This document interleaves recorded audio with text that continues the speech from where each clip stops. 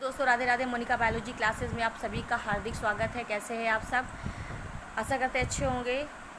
इस समय हम आपको परागण के बारे में बता रहे हैं कि परागण क्या होता है, परागण के प्रकार कितने होते हैं, परागण के माध्यम क्या क्या है, किस तरीके से परागण एक पुष्प से दूसरे पुष्प तक पहुंचते हैं, इन सब के बारे में हम बात कर रहे हैं। चलिए आज हम बात करते हैं वायु परागित पुष्प की विशेषताएं, कि जो पौधे वायु से परागित होते हैं, हवा के माध्यम से एक पुष्प से दूसरे पुष्प तक पहुंचते हैं, उन्हें हम वायु परागित पुष्प कहते हैं। ठीक है, पिछले वीडियो में हमने आपसे बात की थी वायु परागण के बारे में कि वायु परागण क्या होता है। आपको बताया था कि वायु परागण कुछ पौधे ऐसे होते हैं जिनमें हवा के माध्यम से परागण होता है, उसमें पराग कोश से परागकण निकलते हैं और हवा से क्या होते हैं, हवा के माध्यम से एक पुष्प से दूसरे पुष्प तक पहुंच जाते हैं। ठीक है, उसे हम जैसे कि गेहूं बताया था आपको हमने, गेहूं है, मक्का है, जई है, इन सब में क्या होता है, हवा चलती है और हवा के साथ ही क्या होता है, हवा के झोंके के साथ ही परागकण क्या होते हैं, एक पौधे से दूसरे पौधे पर पहुंच जाएंगे, तो इसे हम कहते हैं वायु परागण। लेकिन वायु परागण तो तभी होगा ना, तो उनके परागकण के लिए उन पुष्प की क्या विशेषताएं होनी चाहिए, उनके परागकण कैसे होने चाहिए कि वो एक पुष्प से दूसरे पुष्प तक पहुंच जाएं। ठीक है, तो आपके पेपर में क्वेश्चन आता है कि वायु परागित पुष्प की विशेषताएं लिखिए। यह आपका 2 नंबर या 3 नंबर में पूछ लेते हैं कि वायु परागित पुष्प की विशेषताएं लिखिए। देखिए क्या क्या विशेषताएं होती हैं, क्या क्या क्वालिटीज़ होंगी, कैरेक्टरिस्टिक्स होंगी उनकी। ठीक, चलिए कि पहला पॉइंट है, वायु परागित पुष्प छोटे व आकर्षण रहित होते हैं। भाई वायु से जो परागित होंगे वो पुष्प कैसे होंगे, छोटे होंगे। भैया छोटे तो होंगे ही, और आकर्षण रहित, हवा के माध्यम से अगर भैया इतने बड़े हो जाएंगे तो हवा के माध्यम से थोड़ी ना जा पाएंगे, इसके लिए उन्हें छोटा होना पड़ेगा। तो वायु परागित पुष्प कैसे होंगे, छोटे होंगे व आकर्षण रहित होंगे।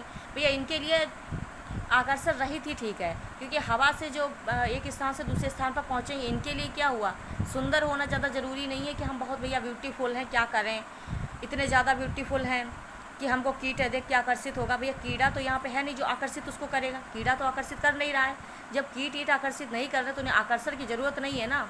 तो ऐसे पुष्प कैसे होंगे, वायु परागित पुष्प छोटे होंगे व आकर्षण रहित होंगे, उनके लिए आकर्षण की कोई आवश्यकता नहीं है क्योंकि वो हवा से पहुँचेंगे। ठीक, दूसरा पॉइंट है, ये पुष्प एक लिंगी होते हैं। ऐसे पुष्प एक लिंगी तो होंगे ही, एक पे नर होगा एक पे मादा होगा, ये पुष्प कैसे होंगे, एक लिंगी होंगे। तीसरा पॉइंट है, दल या बाह्य दल, यानी कि दल या बाह्य दल क्या बताया था, जो हरे रंग के जो नीचे पत्तियां होती हैं उन्हें हम कैलिक्स कहते हैं, वो होते हैं बाह्य दल। इसमें क्या होगा, दल या बाह्य दल अनुपस्थित होते हैं या फिर अत्यंत छोटे होते हैं। अब जब फूल छोटे हैं तो जो फूल के नीचे जो हरी हरी पत्तियां होती हैं, जो कि जिस पे पत्तियां लगी होती हैं, तो उनके कैलिक्स और कोरोला यानी कि बाह्य दल और दल, ये दोनों ही कैसे होंगे, या तो अनुपस्थित हो जाएंगे या फिर छोटे छोटे से लगे होंगे। भैया फूल छोटा है तो वह दल भी छोटा होगा। ठीक, अब जैसे मान लो ये फूल की पत्तियां हैं, यहाँ पे इस तरीके से ये दल हैं, ये बाह्य दल हैं, तो ये दोनों जब फूल छोटा है तो ये भी तो छोटा ही होगा, तो ये दल और बाह्य दल या तो अनुपस्थित हो जाएंगे या फिर छोटे हो जाएंगे। ठीक, तो ये 3 पॉइंट हो गए कि दल या बाह्य दल अनुपस्थित होंगे या फिर अत्यंत छोटे होते हैं। अगला पॉइंट है, पराग कोश में प्रचुर मात्रा में परागकण उपस्थित होते हैं।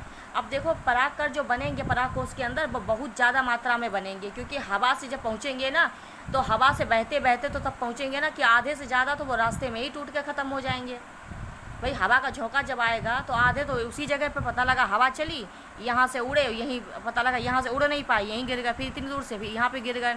ठीक, तो हवा से इस तरीके से ये गिर जाएंगे। तो अत्यधिक मात्रा में बनेंगे तभी तो काम चलेगा ना, थोड़े बहुत बने तो पता लगा वो हवा से एक ही जगह पे उड़े और वहीं गिर गए तो फिर बेकार। तो इसके लिए क्या होगा, पराग कोश में प्रचुर मात्रा में परागकण उपस्थित होते हैं, तो बहुत ज़्यादा मात्रा में बनेंगे परागकण तभी काम चलेगा। ठीक है, कहीं आधे ऐसा ना हो कि आधे पहुँचते पहुँचते बीच रास्ते में ही नष्ट हो जाएं। ठीक, तो पराग कोश में प्रचुर मात्रा में परागकण उपस्थित होते हैं।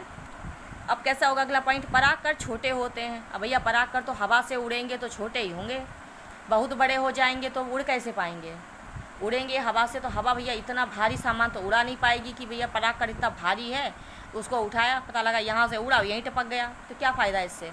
तो होगा क्या, परागकण छोटे होते हैं, शुष्क होते हैं, मतलब सूखे होते हैं। अगर नमी वाले होंगे तो वजन बढ़ जाएगा ना, तो उड़ेंगे कैसे हवा में। तो परागकण छोटे होंगे, शुष्क होंगे व हल्के होंगे। हल्के होते हैं कि आसानी से क्या हो, उड़ सकें, एक जगह से दूसरी जगह पे पहुंच सकें। ठीक, तो परागकण छोटे होते हैं, शुष्क होते हैं व हल्के होते हैं। ठीक है, अगला पॉइंट है, पुंकेसर के पुंतंतु लंबे व पतले होते हैं। पुंतंतु मतलब उसका फिलामेंट जो होता है पुंकेसरों का, जैसे कि ये बताया था ये ट्यूब है, ये स्टिग्मा है, परागकोष लगे हुए हैं। जो ये लाइन होती है पूतंतु, ये जहाँ पे ये परागकोष लगे हुए हैं, ये पत्तियाँ हो गई फूल की। गुड़ैल का फूल याद रखिए, आपको बताया था, ठीक। ये जो पूतंतु होंगे, इसके जो ये जो लाइन बनी हुई दिख रही है, ये जो पूतंतु होंगे ये कैसे होंगे, लंबे होंगे और बा पतले होंगे। तो इनके जो फिलामेंट और पूतंतु जो होते हैं वो लंबे और पतले होते हैं।